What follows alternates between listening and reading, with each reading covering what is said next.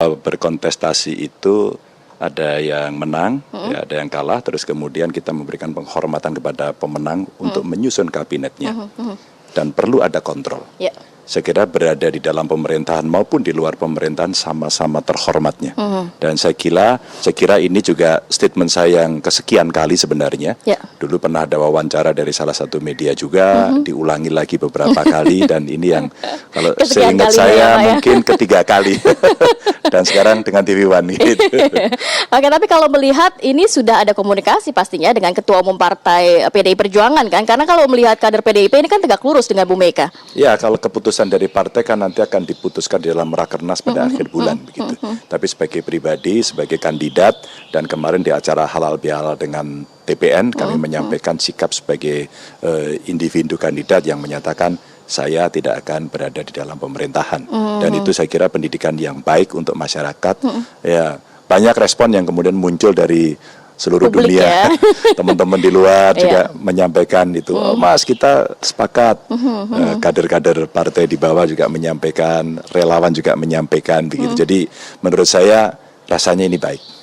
Ini apakah juga menggambarkan dari kebatinan kader PDIP lainnya yang juga kurang lebih dicerminkan oleh keputusan Pak Ganjar? Mungkin iya, tapi biasanya PDI Perjuangan seperti tadi disampaikan, nanti akan diputuskan dan pasti akan mengikuti ketentuan yang akan diputuskan di partai. Namun kemarin pada saat saya menyampaikan itu ada Mas Hasto, ya, Pak Sekjen ada di situ, terus kemudian menyampaikan juga bahwa apa yang disampaikan oleh Ganjar ini cerminan dari suasana kebatinan yang ada di partai begitu. Iya. Pak Ganjar, tapi kalau boleh di-spill kepada pemirsa TV One, apakah keputusan kemarin ini diambil karena sudah ada tawaran dari presiden terpilih atau gimana? Tidak. Ini sedang tidak ada negosiasi, sedang tidak ada tawar-menawar, tapi ini cerita sebuah sikap politik yang bisa saya sampaikan kepada publik. Tapi kalau ada tawaran, kira-kira akan berubah pikiran atau gimana? Oh, pasti tidak. Oke, Pak Ganjar, berbicara mengenai oposisi atau pengawasan di luar pemerintah, nanti akan seperti apa sih bentuknya pengawasan yang dilakukan oleh Ganjar Pranowo ini? Oh, tentu bukan Ganjar Pranowo, saya sebagai bagian dari partai juga. Kalau melakukan kontrol yang paling efektif di dalam check and balances system, ada parlemen. Saya kira kawan-kawan di parlemen lah nanti yang akan merespon persoalan-persoalan ini. Nah, kalau saya secara pribadi tentu kami akan bertemu dengan banyak masyarakat. Kami pasti sebagai kader partai juga akan beraktivitas. Kami akan mendengarkan lebih banyak suara masyarakat. Bagaimana cara melakukan kontrolnya? Saya kira ada pikiran-pikiran alternatif.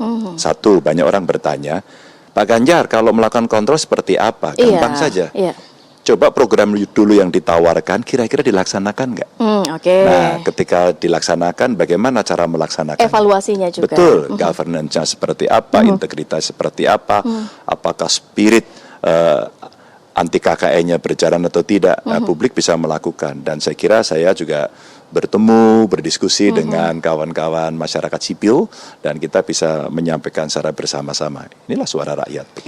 Nah, tadi Pak Ganjar juga mengatakan bahwa tidak hanya Pak Ganjar sendiri, tapi juga partai politik ini PDIP. Kalau langkah politik PDIP ternyata tidak sejalan dengan Pak Ganjar, akan seperti apa nantinya? Ya, saya kira pengandaian-andaian itu pasti akan menunggu waktu. Ya. Kalau sebuah sikap pribadi, saya tidak akan bergeser. Ya, saya tidak akan bergeser, maka keputusan pasti akan kita hormati. Namun apa yang saya sampaikan tentu saya juga orang yang cukup lama di partai ini, jadi bisa merasakan denyut nadi yang ada di PDI Perjuangan. Bagaimana kalau saya membaca sikap Ibu Mega, dan saya kira Ibu Ketua Umum mulai dari awal, mungkin satu-satunya Ketua Umum kali ya. Ketika merespon Pilpres seperti apa, menulis sahabat pengadilan, terus kemudian saya siap loh dipanggil. Maka ketika perdebatan di MK seperti itu, saya komunikasi langsung. Belum lagi saat ini juga proses di Petun sendiri ya dari langkah dari PDIP. Dan kalau nanti di Tun, katakan Bu Mega diminta untuk hadir, beliau akan hadir loh. Bahkan beberapa waktu lalu beliau sudah menyiapkan itu untuk hadir. Tapi karena jadwalnya belum masuk pada proses-proses itu, maka enggak. Bu Mega ingin menyampaikan segala kegelisahannya. Pernah menulis di harian Kompas, Amicus Curiae, terus kemudian memberikan pernyataan-pernyataan tertulis, menurut saya itu sikap yang saya bisa membayangkan apa sebenarnya suasana kebatinan dan saya bisa membaca itu.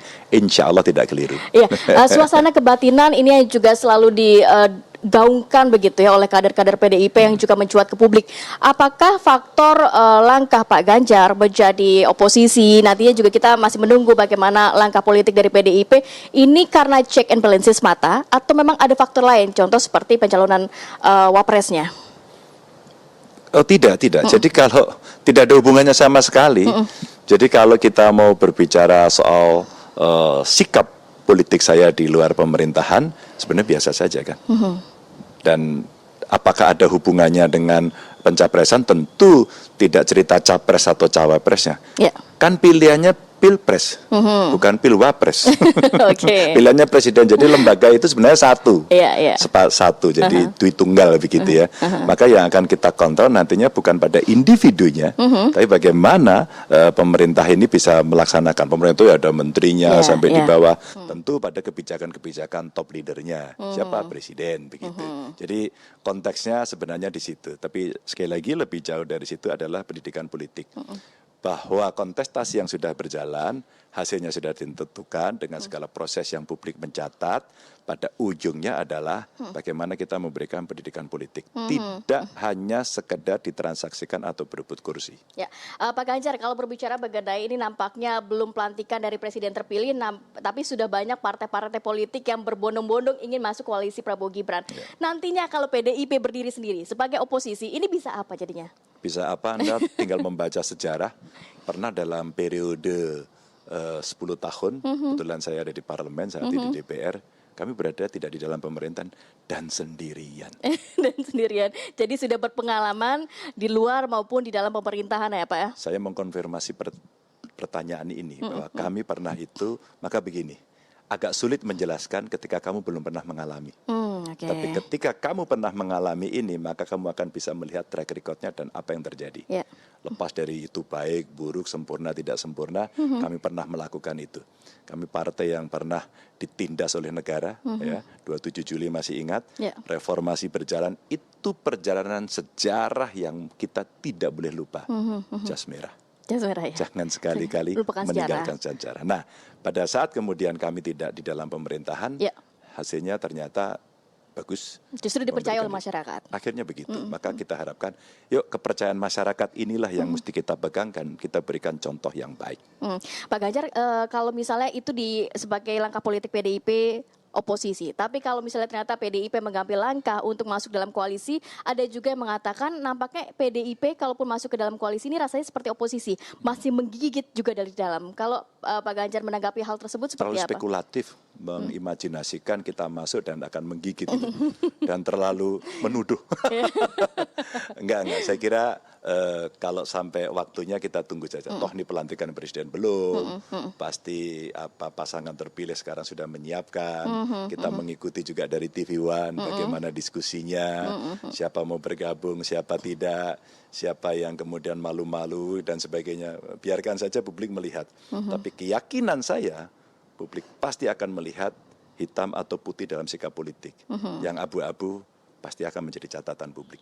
Apa yang dinantikan, apa yang ditunggu dari PDIP sendiri sebagai kader yang juga mendengarkan kebatinan dari kader-kader PDIP lainnya? Apakah yang ditunggu ini rakernas atau memang ada lobby dari presiden terpilih tidak. Atau seperti apa? Tidak ada yang ditunggu. Kalau sikapnya sih hanya menunggu waktu saja. Jadi momentum yang ada adalah rakernas gitu ya. Sehingga itu yang akan dipakai sebagai sebuah forum resmi dengan statement yang resmi begitu. Oke. Saat di Halal Bihalal kemarin, Pak Ganjar menyatakan ini siap menjadi oposisi, tapi sangat menghormati presiden terpilih. Konteks sangat menghormati presiden terpilih ini seperti apa, Pak? Kalau boleh ditangkap oleh masyarakat? Ya, kita menghormati kan. Kan kita tidak bisa kemudian pokoknya saya nggak setuju. Pokoknya sampai kapan pun saya nggak setuju. Enggak. Semua ada batasnya. Batas yang kami gunakan adalah hak konstitusional. Setidaknya Ganjar Mahfud menggunakan cara-cara secara konstitusional. Satu, pada saat awal-awal kampanye terjadi pelanggaran, kami laporkan ke KPU, ke Bawaslu. Sesuai dengan ranahnya. Betul. Ketika kemudian itu tidak terjadi dan hasilnya seperti itu, maka kami ke MK.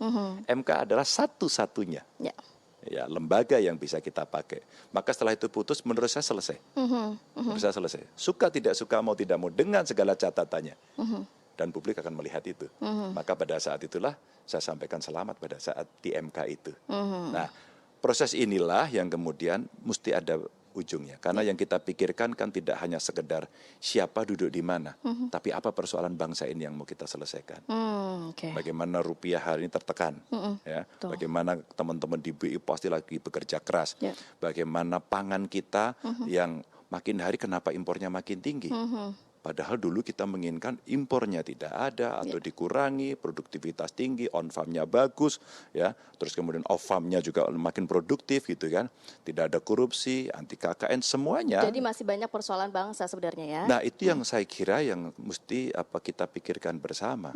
Tapi kalau tidak, nanti rakyat akan mencibir, ente ternyata hanya mau bagi-bagi kursi.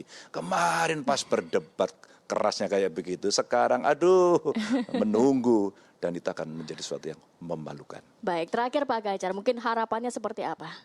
Harapannya seperti apa? Harapannya kita semua akan bisa merespon persoalan eksternal yang berubah sangat turbulence, sangat disruptif, dan kemudian kita punya PR bagaimana kedaulatan politik di bangsa ini, kemandirian ekonomi yang mesti didorong, dan kita itu punya kepribadian loh Mbak. Pakailah kekuatan-kekuatan lokal yang bisa membuat bangsa ini menjadi tahan. Punya ketahanan nasional yang kuat sehingga bisa menghadapi situasi global yang berubah dengan cepat. Kalau kita lambat, digilas mereka.